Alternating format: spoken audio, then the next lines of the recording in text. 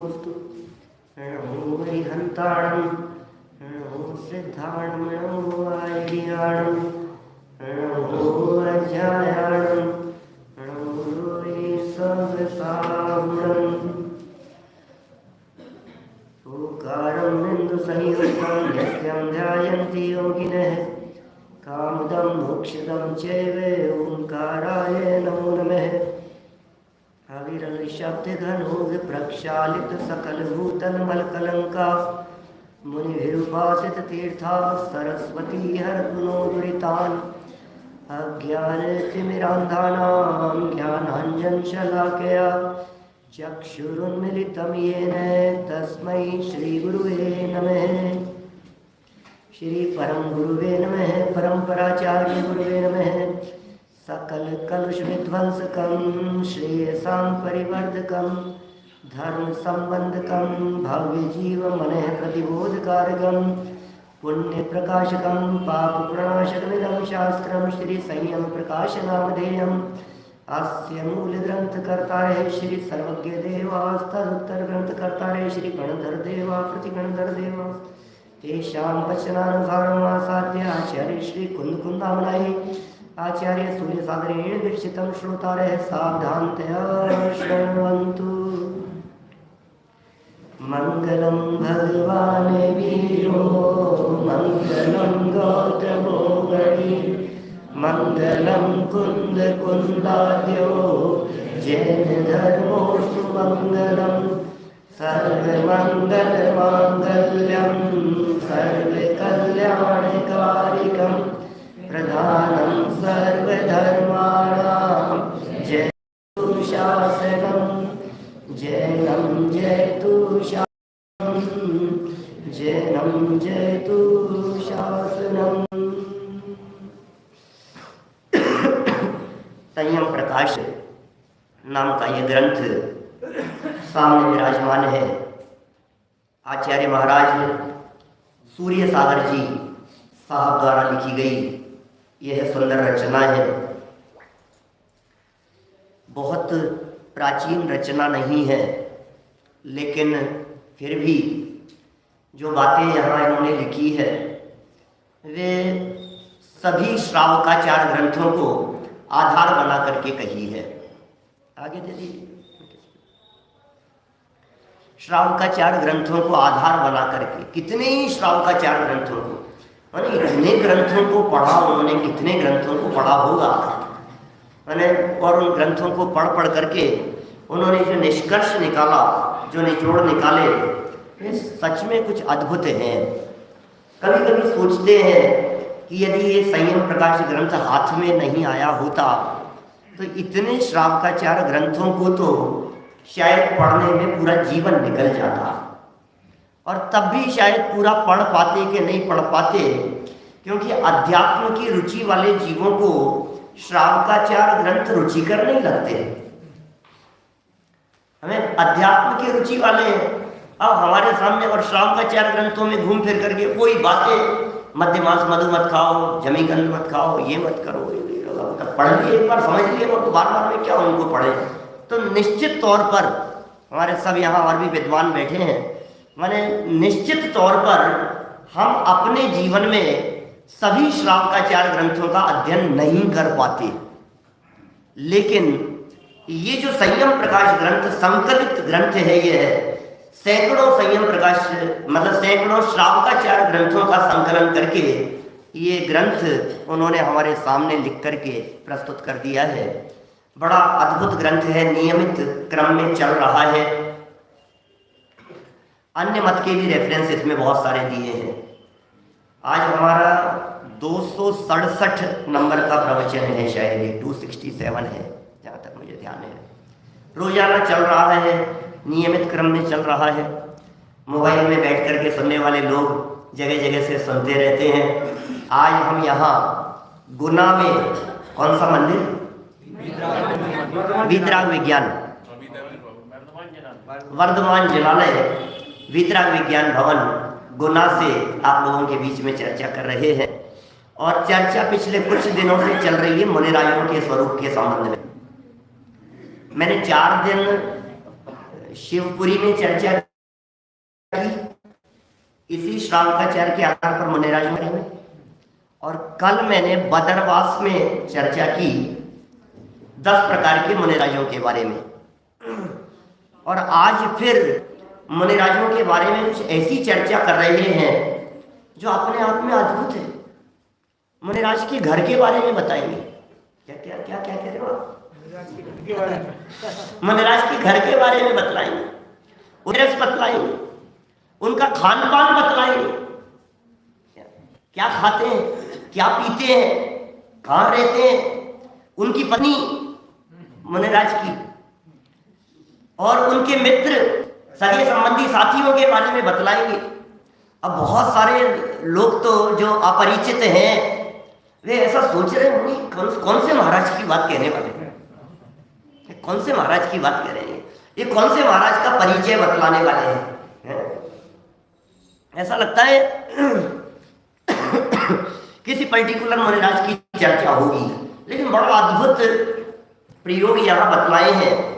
मैं कुछ पढ़ रहा हूँ यहाँ से मूल ग्रंथ जो संयम प्रकाश मेरे सामने है। एक और है अतिरिक्त, यदि किसी को और को खोलना हो, किसी को भाव हो तो लेकर के बैठ सकते हैं। 473 नंबर पेज है, 473। नहीं वो नहीं, तक की बात।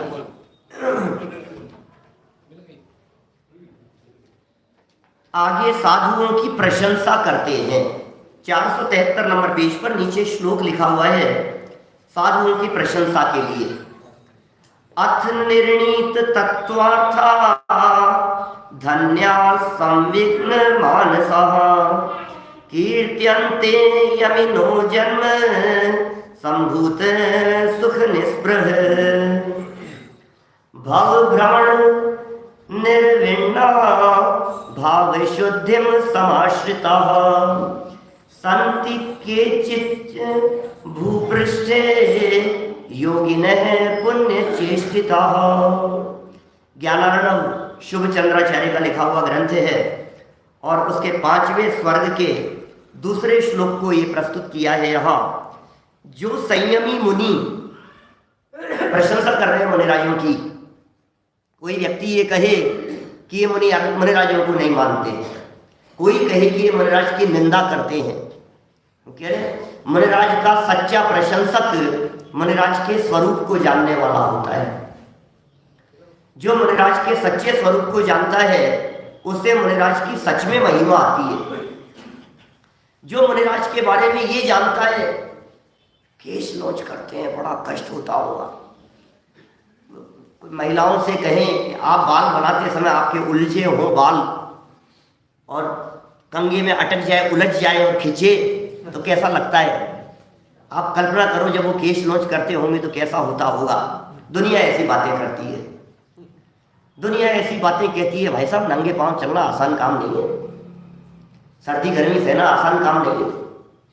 इस तरह की मुनिराजों के बारे में चर्चा करने वाले तो पूरे दुनिया भर में लोग मिलेंगे।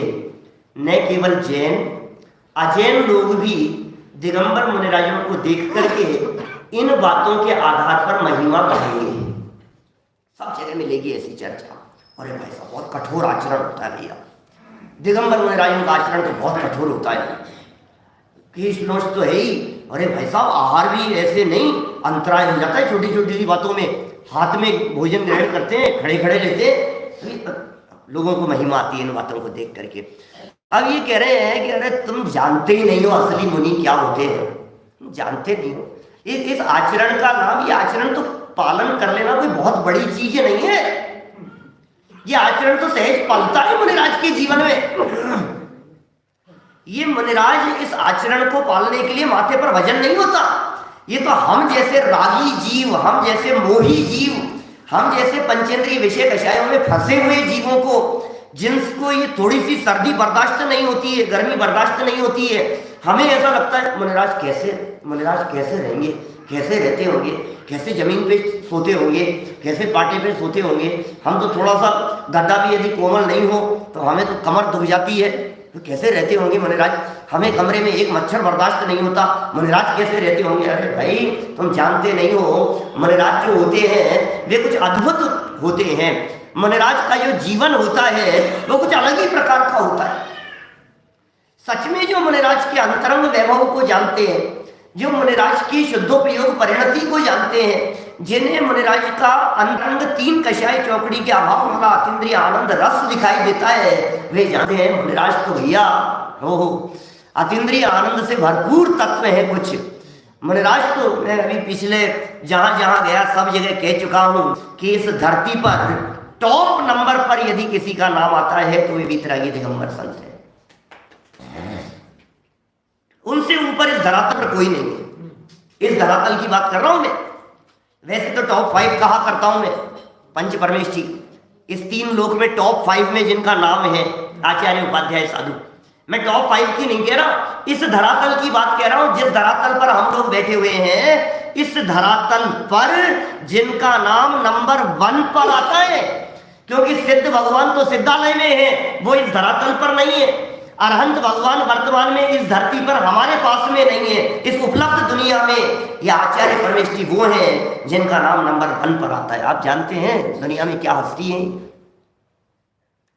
आनंद के झरने झरते प्रदेशों में निज ध्यान जब धरते हैं। दुनिया को लग रहा है कष्ट, और ये कहते हैं अरे कष्ट तो तुम भोगते हो, एसी में रहने वाले कष्ट भोगते हैं क्या? हीटर चला करके सोने वाले कष्ट भोगते हैं, तन पर कपड़े पहन करके ठिठुरते रहते हो, ये तो उन्हें क्या परवाह है। जो अपने आप को देह से भिन्न अनुभव करते हैं, उन मुनिराजों की यहाँ प्रशंसा कर रहे हैं, उनकी महिमा बतला रहे हैं। यहाँ क्या महिमा है मुनिराजों की, जरा देखिए। जो संयमी मुनि तत्वार्थ का यथार्थ स्वरूप जानते हैं, ओहो 474 नंबर पेज पर, जो संयमी मुनि तत्वार्थ का यथार्थ स्वरूप जानते हैं, मन में संवेग रूप है, मोक्ष तथा उसके मार्ग में अनुरागी है, मोक्ष और उसके मार्ग में, और संसार जनित सुखों में निष्प्रह वांछा रहित हैं, वे मुनि धन्य एवं प्रशंसनीय। अरे जिन्हें जगत के सुख नहीं दिखाई देते, जिन्हें बाह्य विषयों में सुख नहीं दिखता, जिन्हें बाह्य विषयों में आनंद नहीं दिखाई देता, जिनके लिए ये पांचों इंद्रियों के संसार जनित सुख ये दुख रूप दिखाई देते हैं, पीड़ा रूप दिखाई देते हैं, इन जगत के सुखों से जो अत्यंत निष्प्रह रहते हैं, अलिप्त रहते हैं, अछूते रहते हैं, धन्य है ऐसे मुनिराज। वे मुनिराज प्रशंसनीय है। उन मुनिराज की जितनी प्रशंसा की जाए वो कम है। ये उनकी प्रशंसा का हेतु है, जगत से अलिप्त रहना, जगत में रहते हुए भी अलिप्त रहना। और मुनिराज की चर्या के संदर्भ में 5 शब्द मिलते हैं इनके आहार चर्या के संदर्भ में। मैंने टोडरमल जी का एक श्रावकाचार्य है, आपने पंडित टोडरमल जी का लिखा हुआ नहीं, कोई टोडरमल जी नाम से दूसरे अन्य विद्वान हुए, उनका लिखा हुआ एक श्रावकाचार्य ग्रंथ है, अन्यत्र भी मिलेंगे। मुनिराजों की आहार चर्या के लिए 5 शब्दों का प्रयोग किया। गोचरी, भ्रामरी, गर्त पूरण, अक्ष भक्षण, दाह शमन, ऐसे 5 शब्द दिए मुनिराजों की आहार चर्या के लिए। और उन 5 ही शब्दों में ये निष्प्रहता दिखाई है। गोचरी, गोचरी क्यों कहते हैं? अपने यहाँ तो गोचरी शब्द कम चलने लगा है, गोचरी शब्द श्वेतांबर संप्रदाय में ज्यादा प्रसिद्ध हो गया, गोचरी के लिए निकले। अपने यहाँ तो आहार चर्या ही बोलते हैं, लेकिन गोचरी शब्द अपने यहाँ जनागम का शब्द है। गोचरी, गो जिस तरह से चरती है, गाय को यदि कोई व्यक्ति रोटी देवे तो देने वाला व्यक्ति गोरा है या काला है, इस बात का गाय को विकल्प नहीं होता। गाय को यदि रोटी दी जा रही है तो देने वाला व्यक्ति संपन्न व्यक्ति है या दरिद्री है, इस बात की परवाह गाय को नहीं होती। देने वाला व्यक्ति स्त्री है या पुरुष है, बालक है या वृद्ध है, कोई भी हो, ऐसे निष्प्रह वृत्ति होती है। जैसे गाय का प्रयोजन सिर्फ रोटी होता है, भोजन होता है, देने वाले से किसी तरह का संबंध नहीं होता, ऐसे हमारे महामुनिराज अत्यंत निष्प्रह रहते हैं, निष्प्रह वृत्ति के धनी होते हैं। गोचरी ऐसी भ्रामरी बड़ा गजब का स्वरूप है। जिन बातों को गहराई से समझ लेवे से समझ में आए कि मुनि जीवन क्या होता है। भ्रामरी क्या चीज है? भ्रमर जैसी वृत्ति, भंवरे जैसी वृत्ति। मुनिराज की आहार चर्या को भ्रामरी कहकर के पुकारा है शास्त्रों में। शास्त्रों में कहा है कि भ्रमर जिस तरह से फूल की सुगंध लेता हुआ भी फूल को रंच मात्र भी कष्ट नहीं पहुंचाता, अरे टच भी नहीं करता। आप देखो, कभी भंवरे को देखा है क्या आपने? भंवरे को देखा है क्या फूलों के ऊपर मंडराते हुए? फूल को टच नहीं करेगा, वो ऊपर ऊपर ही रहेगा, ऊपर ऊपर ही चलता रहेगा। तो फूल के टच भी नहीं करे। इसी तरह से जब हमारे महामुनिराज किसी श्रावक के यहां जाकर के आहार ग्रहण करते हैं, विनय जी, जब किसी श्रावक के यहां जाकर के आहार ग्रहण करते हैं मुनिराज, तो श्रावक को टच नहीं करते का मतलब श्रावक को पता नहीं लगे कि हमारे यहां कोई आकर के गया है। क्या मतलब समझ रहे हैं आप? श्रावक के माथे पर वजन नहीं पड़े, ऐसा कहना चाहता हूं। ऐसा नहीं है अरे हमने तो मुनिराज के लिए चौका लगाया था, महाराज आए ही नहीं, हम जबरदस्ती 15,000 के नीचे आ गए। तूने क्यों किया था ऐसा काम? तूने क्यों किया ऐसा काम? अब क्या करते हैं साहब, बहुत उम्मीद थी हमारे यहाँ आएंगे, बहुत उम्मीद थी, अब सब बेकार चला गया। अभी तो इतनी मेहनत की, इतना तैयार किया। अरे भाई, हमारे जो मुनिराज होते हैं वो ऐसे वजन देकर के किसी के यहाँ आहार के लिए नहीं जाते। मुनिराज को यदि आहार के लिए बुलाया है तो जैसा भोजन श्रावक करता है उसी में से आहार ग्रहण कराता है वो मुनिराज के लिए। उद्दिष्ट आहार के त्यागी होते हैं मुनिराज। तो वजन कैसे पड़ेगा? भ्रामरी वृत्ति का अर्थ क्या है? निष्प्रह कह रहे हैं यहाँ। जगत के संसार की सभी वृत्तियों से जो अत्यंत निष्प्रह वृत्ति वाले होते हैं, वांछा से रहित होते हैं, वे मुनिराज धन्य है। भ्रामरी वृत्ति।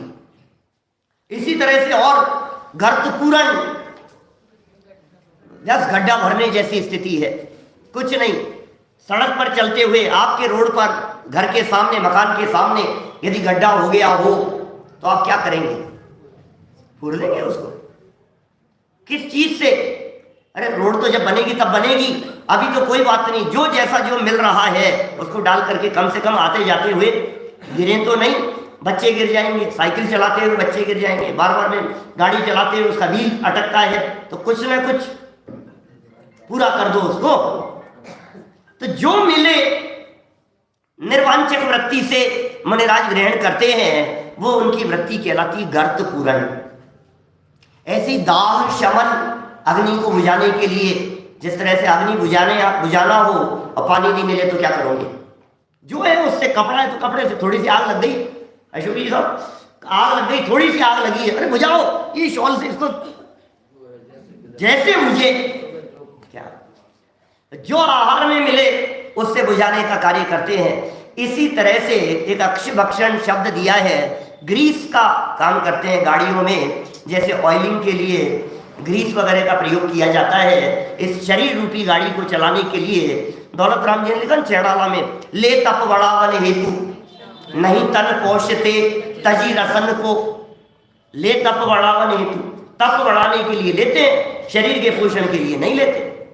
चलिए खैर, ये बात हो गई यहाँ। वे मुनिराज धन्य एवं प्रशंसनीय है, संसार के भ्रमण से निर्वेद को प्राप्त हुए, भाव शुद्धि से संपन्न इस पृथ्वी तल पर कुछ ही पुण्यशाली योगी है। कुछ ही है क्या? कुछ ही योगी मिलेंगे आपको इस धरती पर। पंचम काल है, दुष्मा काल है, मुनिराजों के दर्शन अत्यंत दुर्लभ है, सब तो हो ही नहीं सकते, कोई कदाचित कहीं कोई हो तो हो, ये ऐसा कह रहे हैं। ये वर्तमान के महाराज लिख रहे हैं साहब। मैं जो ये ग्रंथ पढ़ रहा हूँ, ये ग्रंथ वर्तमान के महाराज का लिखा हुआ है, संयम प्रकाश। लगभग 80 साल पहले की रचना है लिखी हुई, आचार्य सूर्य सागर जी द्वारा लिखी गई, 80 वर्ष पहले लिखी गई रचना है। और जिस दृढ़ता से इन्होंने बातों का प्रतिपादन किया है वो सब बातें शास्त्रों के रेफरेंस दे दे करके, आगम प्रमाण दे दे करके, ज्ञानार्णव पंचम सर्ग के कुछ श्लोक प्रस्तुत किए हैं, 21, 24, 20, 25 ये श्लोक यहाँ प्रस्तुत किए हैं। आप 475 नंबर पेज पर देखिए, आप प्रकरण पढ़ेंगे तो आपको बड़ा मजा आएगा। मतलब क्या कह रहे हैं ये, मुनिराजों का परिवार, घर और अंतरंग परिस्थितियों को बताते हैं। मुनिराज कहाँ रहते हैं, रहते कहाँ है मुनिराज? नहीं ये देखो, तो ऐसा स्वरूप में कहने वाले तो सच में एक ही महापुरुष हुए हैं इस धरती पर अभी, गुरुदेव श्री क्या माने, लेकिन फिर भी बातें बड़ी अच्छी लिखी है। ये कह रहे हैं जिन प्रशांत आत्मा मुनि महाराजाओं के विंध्याचल पर्वत ही नगर है। बड़े सुंदर उपमा अलंकारों के प्रयोग किए हैं। जिन प्रशांत आत्मा, अत्यंत शांत रहने वाले इन महामुनिराजों के लिए विंध्याचल पर्वत माने वनखंड वही नगर है, वहीं रहते हैं। और पर्वत की गुफाएं ही वस्तिकाएं ग्रह हैं। घर कौन सा है, नगर तो बतला दिया, विंध्याचल तो नगर बता दिया, अब नगर में घर कहाँ है मुनिराज का एड्रेस बताओ। तो ये कह रहे हैं वो पर्वतों के अंदर बनी हुई अलग अलग गुफाएं, गिरी कंदराएं, वे ही उनके ग्रह हैं। शैया क्या है, मुनिराज की शैया कौन सी है? पर्वत की शिला शैया समान है। पर्वत की शिला ही जिनके लिए शैया है। कितने शब्दों के प्रयोग किए, देखिए नगर के लिए अलग उपमा दी, घर के लिए अलग उपमा दी, फिर शैया भी बतला रहे हैं। फिर घर में कोई प्रकाश का साधन है क्या, दीपक वीपक जलाते हैं कि नहीं, रात्रि के अंधकार में कुछ तो होता होगा, उसकी भी बात कही है। सहचारी है क्या उनके, कोई मित्रमंडल है कोई सहचारी, बोले वो भी है। और उनकी पत्नी की वो भी है। और पीने को क्या पीते हैं कि वो भी बताएंगे, और खाने में क्या खाते हैं कि वो भी बताएंगे। क्या कह रहे हैं यहाँ, कहाँ रहते हैं भाई साहब, नगर बतलाओ उनका कौन सा है। बोले विंध्याचल पर्वत ही उनका नगर है। ओह क्या कह रहे हैं, क्या कह रहे हैं भाई साहब, विंध्याचल पर्वत ही नगर है, पर्वत की गुफाएं ही वस्तिकाएं रहने का स्थान है, पर्वत की शिला वो शैया समान है, और चंद्रमा की किरणें दीपक तुल्य है रात्रि में। अन्य कोई दीपक नहीं है उनके पास में। मृग सहचारी है, कौन है सहचारी, कोई तो साथी होंगे। मुनिराजों का कौन साथी है। अब ये वर्तमान के मुनिराज ऐसे रेफरेंस दे दे करके बात लिख रहे हैं, माने मुनिराज तो जंगल में रहते हैं। आप सोचिए 1000 साल पहले की रचना गुणभद्राचार्य देव की आत्मानुशासन, उसमें वे कहते हैं कि ये कलिकाल का कैसा दोष आ गया है कि लोग, मुनिराज भी जंगल छोड़कर नगर के समीप आकर रहने लगे हैं। ये गुणभद्राचार्य देव ने लिखा है साहब 1000 साल पहले। वो कह रहे हैं ये कितना काल का दोष आ गया है, और क्या हो गया है कि जंगली पशुओं से, जानवरों से डरकर जंगल तो छोड़ दिया, नगर में नहीं, नगर के लिए नहीं लिखा उन्होंने, बोले नगर के समीप आकर के रहने लगे हैं। और ये कह रहे हैं यहाँ भाई साहब, नगर के समीप रह, नगर में रहना, श्रावकों के बीच में रहना बनता ही नहीं। श्रावक तो भाई साहब काजल की कोठरी जैसे है, श्रावक के बीच में रहना ये कोई योग्य स्थान है क्या? अच्छा मुनिराज खड़े खड़े आहार लेते क्यों हैं ये तो बताओ। मुनिराज खड़े खड़े आहार क्यों लेते हैं, ये सब शास्त्र में लिखा है भाई साहब, शास्त्र में लिखा है खड़े खड़े आहार लिया जाना चाहिए। अरे हम पूछ रहे हैं खड़े खड़े आहार के लिए क्यों लिखा है ये तो बताओ। बैठ के ले ले कि नहीं, उसके पीछे कारण ये है कि जिस श्रावक के यहाँ ग्रहण करने के लिए आएंगे, आहार ग्रहण करने के लिए आएंगे, उसका घर बैठने का स्थान नहीं है, वो बैठने योग्य नहीं है। गृहस्थ का घर भी कोई बैठने की जगह है क्या?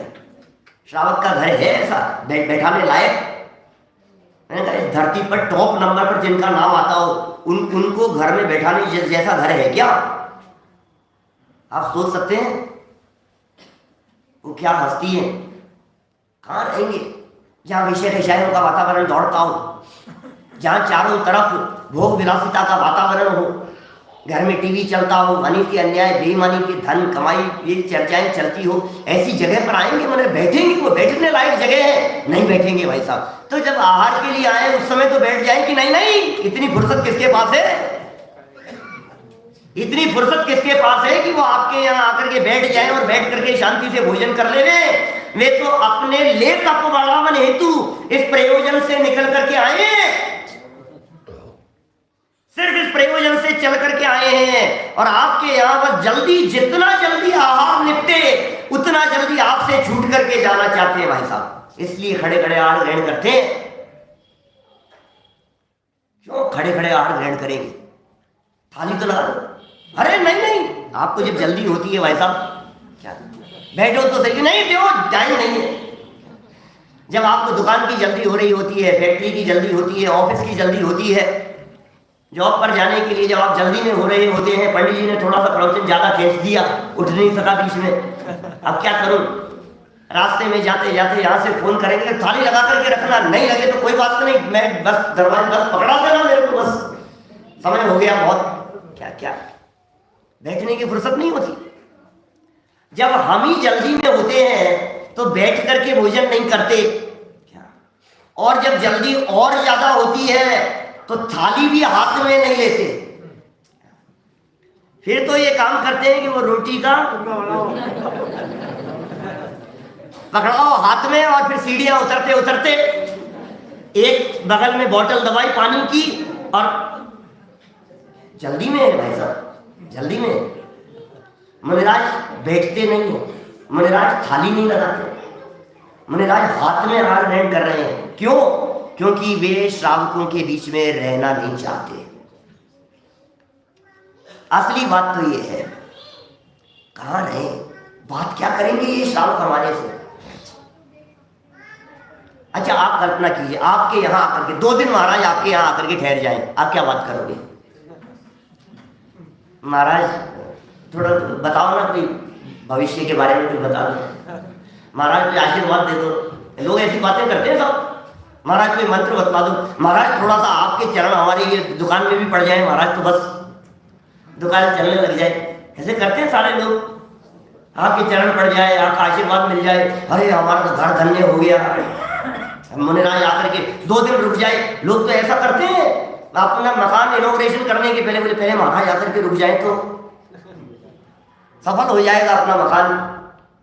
ऐसी ऐसी बातें करते हैं भाई साहब, मैं तो क्या बताऊं अभी आप लोगों के बीच में। लोग ऐसा कहने लगेंगे कि ये कैसी बातें बोल देते हैं, लेकिन जो सुनता हूँ समाज में जो देखता हूँ वो बोल देता हूँ। मैं तो किसी से डरता भी नहीं हूँ, मुझे किस बात का डर, क्योंकि अपने को तो जो माल मिला है वो तो कोई अद्भुत बात है।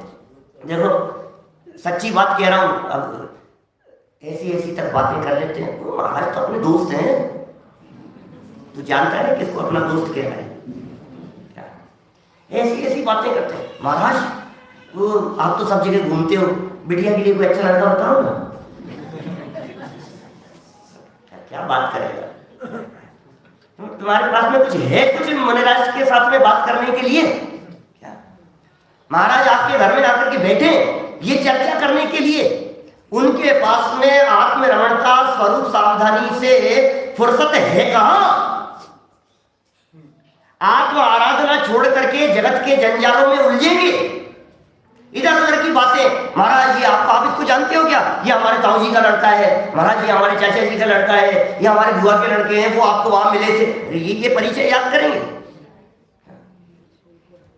मैं सच कहता हूं, सभा में हूं इसलिए बोल रहा हूं, हमसे भी परिचय कराते रहते हैं घर घर में सब जाकर के।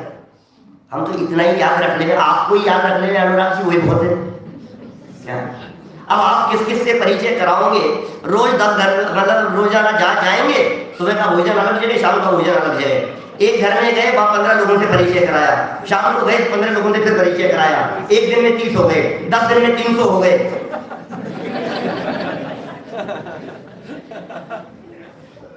प्रैक्टिकल बात सोचना जरा एक बार क्या। और फिर कभी कहीं मिलेंगे, पंडित जी आपने हमारे को पहचाना, मैंने एक दिन आपको वो क्या बोलते हैं रसगुल्ला खिलाया था। पहचान, मेरी शक्ल तो पहचानी सी लग रही है, क्या करें मतलब वो सिर्फ और सिर्फ यही है ना, ये जो इतना जो है लंबा चौड़ा।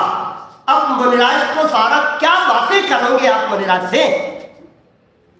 ये कह रहे हैं हमारे लिए मुनिराज धन्य है जो अपने साथी मृगगण को समझते हैं। अरे दो पाया तो उनको साथी भी नहीं चलेगा, चौपाया साथी चलता है मुनिराज को। क्यों? क्योंकि ये दो पाया साथी दिमाग खाता है और वो चौपाया तन खाता है, तो कोई दिक्कत नहीं। चौपाया तन खाता है, ये दो पाया मन खाता है। वो चौपाया योग खाता है और ये उपयोग खाता है। उनके लिए शरीर से ज्यादा उपयोगी उनका उपयोग है। उपयोग को सावधान रखते हैं, मन में ऐसे शांति रहे, बस अपने स्वरूप आराधना में विघ्न नहीं पड़े। क्या जंजाल, जगत जंजाल में उलझना थोड़ी न है। जगत जंजाल में उलझने के लिए थोड़ी ना दीक्षा ली थी, सारे दुनिया भर का परिचय बढ़ाने के लिए थोड़ी ना दीक्षा ली थी। ये घर बार क्यों छोड़ा था, ये परिवार क्यों छोड़ा था, किस लिए त्याग किया था।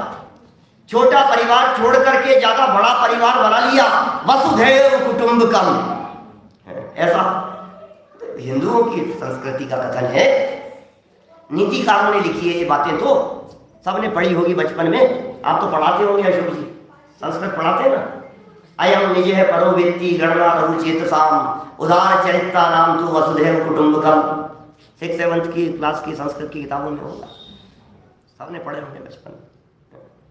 ये मेरा है, ये तुम्हारा है। अयम निज है परो, अयम निज है परो व्यक्ति जो जानता है, गणना करता है इस तरह की, बोले लघु चेतसाम छोटे दिल वाला है। उदार चरित्रा नाम तो वसुधैव कुटुंबकम, उदार चरित्र वालों के लिए तो सारी धरती ही अपने कुटुंब के समान है। अरे भाई ऐसे उदार चरित्र वाले नहीं होते, हमारे मुनिराज तो सच्चे स्वार्थी होते हैं, पक्के स्वार्थी होते हैं। इतना कोई उदार चरित्र नहीं है, तुम भी हमारे और हम भी तुम्हारे, बोले कोई किसी का नहीं है ऐसे कोई किसी का नहीं, सब अपने अपने में रहते हैं। क्या स्वरूप है मुनिराज का। कहाँ रहते हैं भैया? विंध्याचल पर, पर्वतों पर रहेंगे और पर्वत की गुफाओं में ही उनके घर हैं। पर्वत की शिला उनकी शैया है। और दीपक क्या कहा था, बोले चंद्रमा की किरणें ही दीपक तुल्य हैं। मृग सहचारी हैं, हिरण उनके सहचारी हैं। और सर्वभूतों पर मैत्री, यही कुलीन स्त्री है। प्राणी मात्र के जीवों के प्रति अत्यंत करुणा का भाव है, यही उनकी स्त्री है। सर्वभूतों पर, भूतों पर, अरे भूत का भूत प्रेत नहीं है, भूत माने व्यंतर नहीं है, भूत माने जीव, जीवों को भूत कहते हैं। तो सर्वभूतों पर मैत्री, ये कुलीन स्त्री है। और पीने का जल क्या है, बोले विज्ञान। हो गया महाराज, क्या पीते हैं, क्या पीते हैं महाराज? विशेष ज्ञान को पीते हैं, ज्ञान को। महाराज ज्ञान का सेवन करते हैं। महाराज कौन सा जल पीते हैं? कुएं का पीते हैं महाराज, कुएं का पीते हैं। अरे बोरिंग का चलता है महाराज को पानी? अरे वो तो ज्ञान जल को पीते हैं भाई। तुम कौन से जल की बात कर रहे हो? बाहर में जो जल दिखाई देता है उस जल को तो सारी दुनिया जल कहती है। ये तो ज्ञान का स्वाद लेते हैं, ये तो ज्ञान का सेवन करते हैं, निरंतर ज्ञान जल पीते हैं। मुनिराज जल कितनी बार पीते हैं? मुनिराज आहार कब करते हैं? निरंतर। शाम को कर लेते हैं क्या? रात्रि में, रात्रि में भी करते हैं। एक योगी आसन बनावे, आप बनावे, आप ही खावे, खावत ना ही अलावे। एक योगी आसन बनावे, क्या है मुनिराजों का जीवन भाई साहब? क्या स्वाधीन चर्या होती है मुनिराजों की। कितनी स्वाधीनता की बातें हैं। आनंद आनंद बस। निसंग है जो वायु सम, निर्लेप है आकाश सम, निज आत्मा में विहरते, जीवन न पर की आसते। जिनके निकट सिंहादि पशु भी भूल जाते क्रूरता, उन दिव्य गुरुओं की अहो कैसी अलौकिक शूरता। कैसे अलौकिक है उनकी शूरवीरता, क्या है। पशु भी भूल जाते हैं।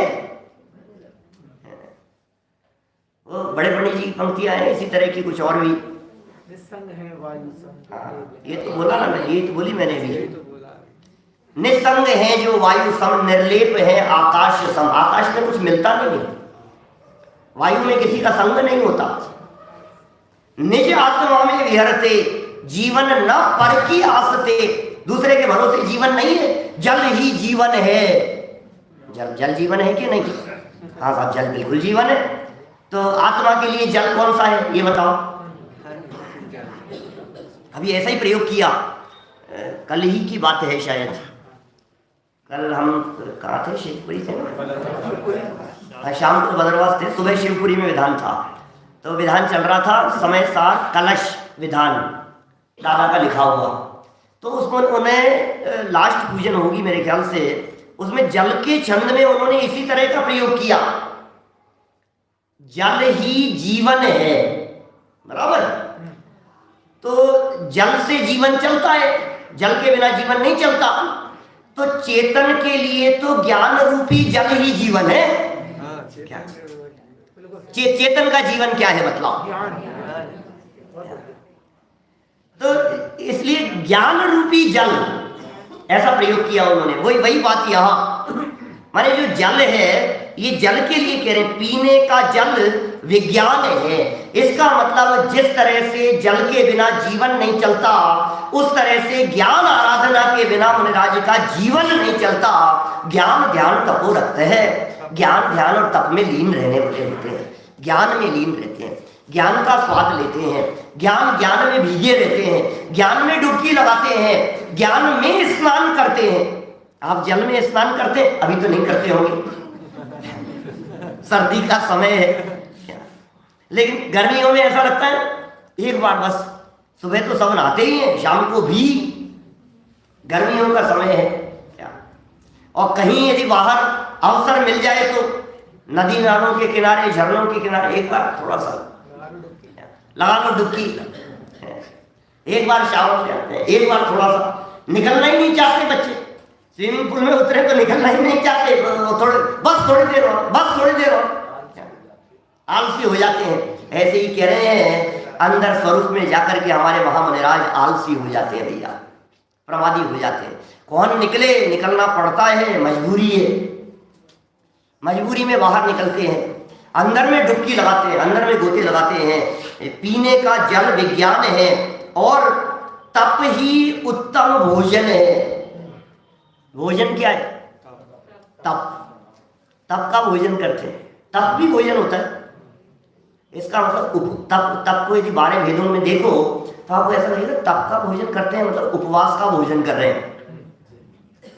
उपवास का भोजन कर रहे हैं, भोजन में उपवास का सेवन कर रहे हैं।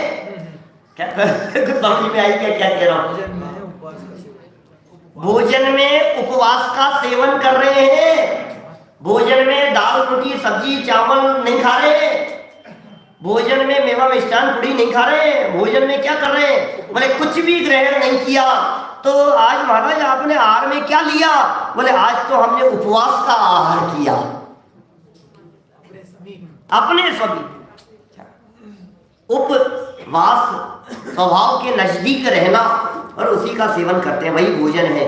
वे ही धन्य है ऐसे मुनिराज हमको संसार रूपी करदम से निकालने का उपदेश देने वाले हों।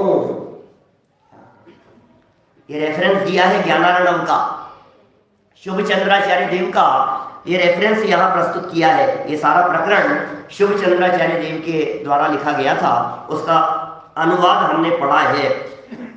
कर्दम माने होता है कीचड़, गंदगी, मैल।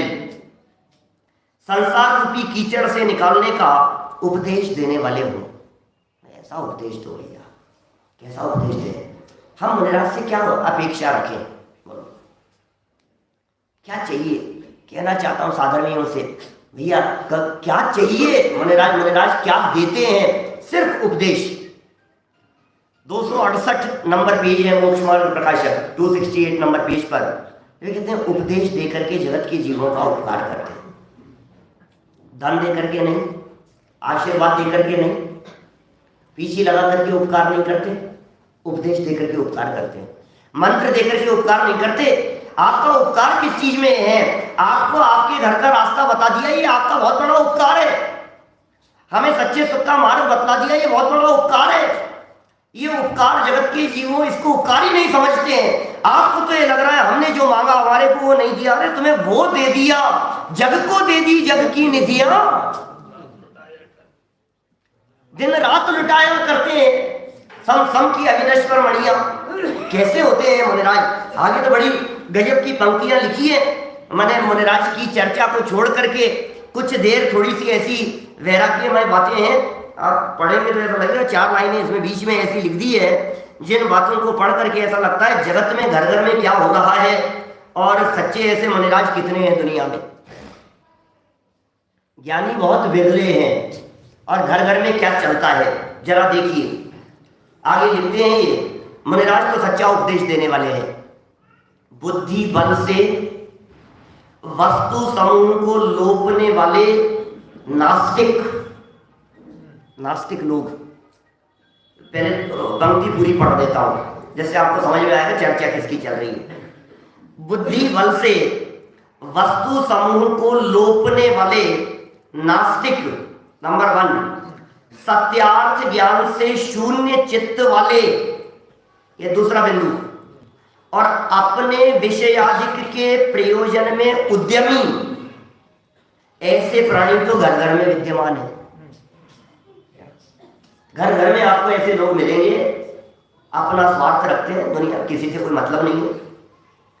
बच्चे हों चाहे बहुएं हों चाहे जो भी हो, घर में भाई भाई परिवार वाले सब, सबकी हालत, नौकर चाकर, काम करने वाले, कर्मचारी, जो किसी की भी बात करो आप, ये लोग तो आपको घर घर में ऐसे मिलेंगे जो कैसे हैं?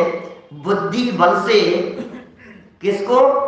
वस्तु समूह को या वस्तु स्वरूप को लोप कर देने वाले, जिनकी बुद्धि चलती नहीं है, वस्तु स्वरूप की बात करना। अरे यार आपकी बात आपके पास रखो। ऐसे लोग, ऐसे नास्तिक लोग, अरे यार क्या सरल नरक की बातें कर, किसने देखा है? जब देखो तो यही बातें लेकर के बैठे रहते हो आप। सबके घरों में होंगे इस तरह के लोग, हमारे घर में नहीं है, लेकिन परिचितों में तो है ना, सब जगह पर मिलेंगे। हमारे घर में नहीं है, लेकिन बुआ के घर में होंगे, मौसी के घर में होंगे, मामा के घर में होंगे, कहीं और घरों में होंगे, कहीं और परिचितों में होंगे, दोस्तों के यहाँ होंगे। ऐसे ऐसे लोग तो आपको मिलेंगे ही ना, रिश्तेदारों में, परिचितों में, जानकार लोगों में, जिनके मुंह से आपने ये बातें कई बार सुनी होगी। ये फिर आगे देखना ज्ञान बांट में, ये आ गए ज्ञानी। सब इस तरह की चर्चाएं करने वाले जगह जगह हैं भाई साहब। धर्म की चर्चाएं जिनको सुहाती नहीं है, विषय विषय की चर्चाएं जिनको सुहाती है। रोजाना घर घर में देखता हूँ, सारे दुनिया भर में रात्रि भोजन करने वाले, जमीखंड का सेवन करने वाले, इधर उधर का अनीति अन्याय बेईमानी में उलझे हुए, 2 के 4 करने वाले। 2 के 4 तो गलत कह दिया मैंने, 2 के 20 करने वाले। 2 के 4 होते थोड़ी ना आजकल। आजकल कहाँ 2 के 4 का जमाना है। मैंने एक बार पता नहीं कहा की बात मैंने कह दी, 2 के 4 मेरे पंडित जी आप समझते नहीं, 2 के 4 होते हैं आज के जमाने में? कोई 2 के 4 करेंगे तो घर कैसे चलेगा? 2 के 20 करते हैं। हमारे 10 गुना की कीमत नहीं रखे तो फिर क्या कमाएंगे और कैसे कैसे खर्चे चलेंगे? यहां लिख रहे हैं ये ऐसे वस्तु को लोपने वाले, एक द्रव्य को दूसरे द्रव्य का कर्ता धर्ता कहने वाले, पुण्य में धर्म बतलाने वाले, ये नास्तिक लोग हैं जो पुण्य में धर्म बतला रहे हैं, जो शुभ भाव में अटके हैं और अटका रहे हैं। ये नास्तिक लोग हैं, ये धर्म को नहीं समझ रहे हैं। आस्तिक और नास्तिक का मतलब क्या है? स्वर्ग नरक को नहीं समझ रहा है, वस्तु स्वरूप को नहीं समझ रहा है, 6 द्रव्य को नहीं मान रहा है, 7 तत्वों को नहीं मान रहा है, आत्मा परमात्मा की चर्चाएं जिसको सुहा नहीं रही है, क्या होगा उस व्यक्ति का? जिस व्यक्ति को आत्मा परमात्मा की चर्चाएं नहीं सुहा रही है वो व्यक्ति नास्तिक ही तो है। अरे उसको क्या आस्तिक कहें हम, जो भगवान के सामने आकर के अपनी झोली फैला देता है। अरे नास्तिक है तू, भगवान को मानता नहीं है। मानता तो हूं, अरे मानता नहीं है, मांगता है। मानता नहीं है, मानता नहीं है। भगवान का नाश कर दिया, भगवान का बेइज्जती कर रहा है, भगवान की शर्म नहीं आती है। ऐसा नास्तिक है, जानता नहीं भगवान के सामने कैसे खड़े हुआ जाता है, भगवान के सामने क्या चीज क्या बात कही जाती है, भगवान के सामने वीतरागियों से राग की बात की जाती है। सब कुछ त्याग करके जो परमात्मा हो गए हैं उनसे विषय भोगों की कामना की जाती है। अरे इतना तो ये बिजनेस करने वाले भी सब जानते हैं, ईमानदार ऑफिसर को रिश्वत देने की बात नहीं करते, जेल में पटक देगा। इतना तो सब समझते हैं, सारे दुनिया भर में जानते हैं कौन सी जगह पर क्या बात करनी है। यहीं क्यों नादान बन जाते हैं? तुम्हें पता है 30 वर्ष तक महावीर भगवान पंचेंद्रिय विषय भोगों में सुख नहीं है और इन्हें छोड़कर अपने स्वरूप में रमणता से ही सुख होगा, ये उपदेश देते रहे। अरे ना समझ, उन्हीं के सामने खड़ा होकर के विषय भोगों की कामना करता है। तुझे पता है ये किस बात के समर्थक है? तुझे पता है ये क्या बात बताने वाले हैं? जो बात भगवान महावीर स्वामी बतलाने वाले हैं वही बातें ये मुनिराज बताने वाले हैं। इसलिए मुनिराजों के सामने खड़े होकर के ऐसी चर्चाएं नहीं करते, विषय कषाय की बातें नहीं करते, इधर उधर की बातें नहीं करते। ये कहते हैं नास्तिक हैं वे लोग। ऐसे लोग तो घर घर में विद्यमान है, घर घर में विद्यमान है। और यदि मैं ऐसा कहूं, ऐसी वृत्ति तो घट घट में विद्यमान है। क्यों सा? ऐसी भिखारीपन की वृत्ति ये तो घट घट में विद्यमान है। सत्य ज्ञान से शून्य चित्त वाले, जिनके जीवन में सत्य ज्ञान नहीं है,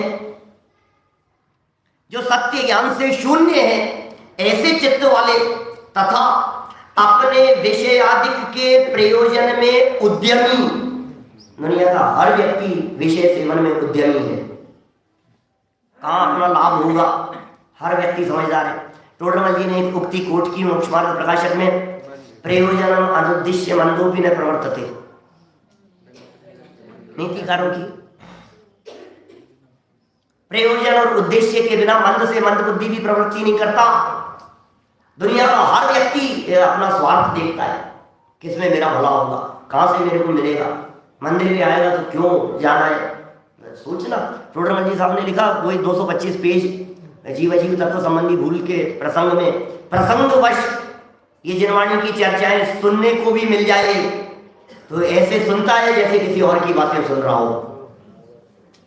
प्रसंगवश शब्द का प्रयोग किया है वो पंडित जी साहब ने, और प्रसंगवश को आप लगा लीजिए कितना लगा सकते हो। प्रसंगवश का अर्थ ये है, अब जयपुर से पंडित जी आए हैं, उन्होंने कहा था तो चलो हम भी चलते हैं। ऐसे प्रसंगवश का अर्थ ये है, चलो आयोजन हो रहा है, शिविर लगाया तो चलो हम भी चलते हैं। अब पंडित जी के प्रवचन सुनने को मिल गए, कोई बात नहीं। प्रसंगवश का अर्थ ये है कि वो मंदिर में बैठक थी और बैठक में जाना था और वहां पंडित जी का व्याख्यान रख दिया 15 मिनट, वो कान में पड़ गई। ये प्रसंगवश, प्रसंगवश सुनने को पड़ जाती है, कान में पड़ जाती है। तो ये यहाँ जो ये बात कह रहे हैं कि भैया सत्य ज्ञान से जो शून्य है और विषयादिक के प्रयोजन में उद्यमी। आपका प्रयोजन क्या है? क्या प्रयोजन लेकर के आए हैं? दिल पर हाथ रख करके सोचना, हम किस प्रयोजन से आए हैं। शायद कुछ प्रयोजन ही पकड़ में नहीं आए। हम आए क्यों हैं यहाँ पर मंदिर में? हम किस लिए आ गए हैं विजय जी साहब? हम मंदिर में आए हैं, यहाँ किस लिए आए हैं? जरा कोई तो जवाब दो, और जो जवाब दो उसके बारे में जरूर सोच लेना कि आने के पहले इसी विचार से आए थे क्या। मुझे मालूम है कहने का जवाब तो बहुत अच्छे हो सकते हैं। हाँ, तुम जैसा बनने के कारण शरण तुम्हारी आया, ऐसे बहुत अच्छे जवाब होंगे। आपका प्रयोजन क्या था? सही बात कहूँ तो एक जो कॉमन प्रयोजन वाली जो मोटा मोटा जो बात ये है, बस प्रवचन सुनने के लिए आए हैं, और कुछ नहीं है। सिर्फ प्रवचन सुनने के लिए आए और हमारा कोई प्रयोजन नहीं है। अरे भाई अनंत बात सुनी है ये बातें, तो प्रयोजन कुछ और होना चाहिए। सब अपने अपने प्रयोजन से, अब वो साथ में थे, वो साथ में आ रहे थे, चलो उनके साथ में, चलो टाइम पास हो जाएगा, चलो मिलना हो जाएगा, चलो टहलना हो जाएगा, चलो घूमना हो जाएगा। किस किस प्रयोजन से आते हैं? सब जगह पर अपना प्रयोजन साधते हैं। ऐसे प्राणी तो घर घर में विद्यमान है। सब जगह पर इस तरह के लोग मिलेंगे जो अपने स्वार्थ के सगे होंगे। परंतु आत्मार्थियों की बात कर रहे हैं, ज्ञानियों की बात कर रहे हैं, वीतरागी संतों जैसों की बात कर रहे हैं। आनंद रूपी अमृत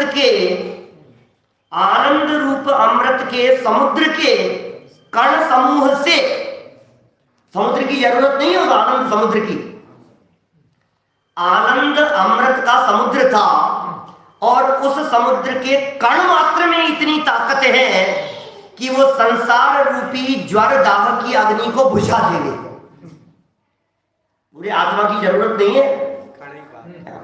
अभेद अखंड आत्मा वो तो त्रिकाली ध्रुव है, वो तो भरा पूरा है, अनंत सुख से लबालब भरा हुआ शाश्वत तत्व है। अनिल जी भाई साहब, वो तो परिपूर्ण तत्व है अंदर में, उसकी तो क्या बात करें। अरे वो तो भगवान है बैठा हुआ, भगवान की क्या बात करें हम। उस भगवान के ऊपर झुकी हुई जो दृष्टि मात्र है, भगवान का अवलंबन लेने वाली जो पर्याय मात्र है, वो पर्याय इतनी पावरफुल हो जाती है कि उस एक समय की पर्याय के सामने ये काल कालिमा टिक नहीं सकती है। भगवान साक्षात उतर जाएंगे तब तो बात ही क्या है। भगवान को थोड़ी ना उतारेंगे इसके लिए, इतने से काम के लिए।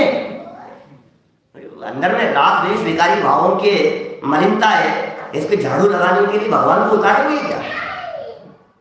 भगवान का लक्ष्य जैसे एक समय की पर्याय ने किया, उस एक समय की पर्याय में ऐसी पावर प्रकट हो गई है। ये लिख रहे हैं आगे, संसार रूपी ज्वर दाह की अग्नि को बुझाकर मुक्ति रूपी स्त्री का मुख रूपी चंद्रमा के विलोकन करने में जो तत्पर हैं, जो संसार रूपी ज्वर दाह को नष्ट कर देना चाहते हैं, मुक्ति रूपी स्त्री का सन्मुख होना चाहते हैं, उस अतीन्द्रिय आनंद की कणिका चखना चाहते हैं, या जिन्होंने उस अतीन्द्रिय आनंद की कणिका को चख लिया है, ऐसे जीव यदि हैं इस धरती पर तो 2 या 3 ही होंगे। क्या लिख रहे हैं? 2 या 3 ही होंगे भाई साहब। कहाँ मिलेंगे सच्चे अध्यात्म रस के रसिया? असली में तलाशने जाओगे तो पकड़ में आएगा। अभी तो सब कह रहे हैं हाँ हमें भी आत्मा चाहिए, हमें भी आत्मा चाहिए, हमें भी अतीन्द्रिय आनंद। हाँ पढ़िए आत्मा अतीन्द्रिय आनंद की विधि बताओ, हमें भी चाहिए। बिरले अभी इस धरती पर 2-3 बतला रहे हैं, तो गुना वितरा ज्ञान नाम में कितने होंगे?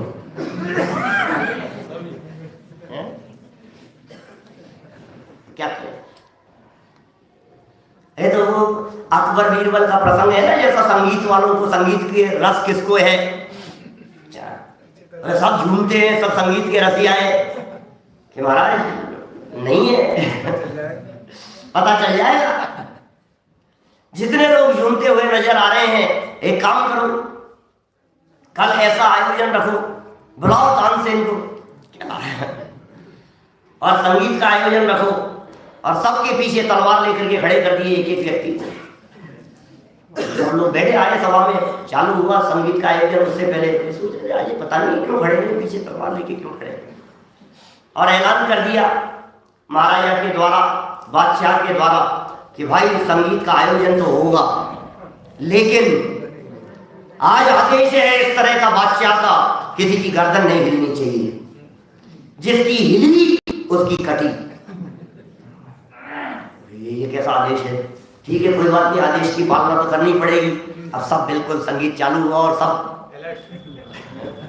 तन करके बैठ गए। फिर सच में जो संगीत के रसिया थे, जब संगीत की धुन दिमाग पर चढ़ती है तो फिर भूल जाते हैं सब कुछ, फिर याद नहीं रहता है, फिर दिमाग में बात नहीं आती कि पीछे तलवार लेकर के खड़ा हुआ है। फिर तो बस वो धुन चढ़ती है और गर्दन, तो बस 10-15 मिनट के अंदर महाराज को दिखा दिया कि महाराज देख लो कौन है असली रसिया। इसी तरह से जिनके ऊपर चैतन्य भगवान आत्मा का, त्रिकाली गुरु ज्ञान भगवान आत्मा का रस एक बार चढ़ जाता है, उन्हें फिर ये जगत की आफत, फिर ये तलवार दिखाई नहीं देती। क्या उनके ऊपर फिर कोरोना की तलवार नहीं दिखाई देती, उनके ऊपर उपद्रवों की तलवार नहीं दिखाई देती, उनके ऊपर उपसर्ग और परिचय दिखाई नहीं देते। ऐसा होता है मनोरंजन का जीवन, विरले ही है भाई साहब, ऐसे 2-3 ही होंगे। और हम भावना भाते हैं कि उन 2-3 लोगों में हमारा नाम हमारा मतलब सबके लिए कह रहा हूँ, मेरे लिए नहीं कह रहा, उन 2-3 लोगों में अपने नाम शामिल हो और हम सब ऐसे धन्य मनोरंजन की शरण प्राप्त करें और ऐसी अवस्था हमारी हो जाए। हो मेरी ऐसी दशा जैसी तुम धारी है, वो दिन कब आएगा जब हमारी ऐसी दशा हो, सबकी ऐसी दशा हो। इसी मंगल भावना से